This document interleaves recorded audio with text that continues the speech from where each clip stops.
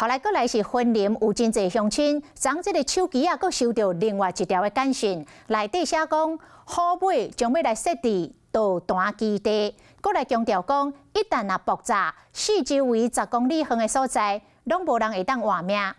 这条简讯发送的时间点，比国防部发出着国家级的警报还佫较大声。云林县民进党的立委候选人苏治芬认为，这是不明的人士透过简讯恐吓着民众的安全，希望检调赶紧来展开着调查。对手国民党的候选人丁学忠嘛强调讲，这种故意要甲民众吓惊的手法是真恶质，希望司法单位爱甲假消息的来源查出来。简讯的声音响起，民众看手机啊，电管写，云林好尾将设置导弹基地，若是爆炸，4颗位啊10公里，将无人会当活得来。个人说声赛危险，来强调严重性。云林有真侪民众昨下晡2点外收到这条恐吓的简讯，要唔过详细看，内底有一个简体字说，是不是为中国来的，佮需要确认。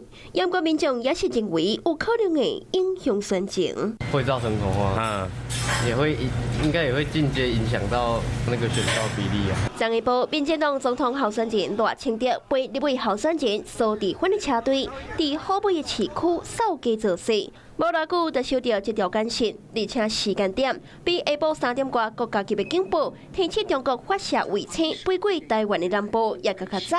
苏治芬认为，不明的人士透过简讯公然甲民众恐吓。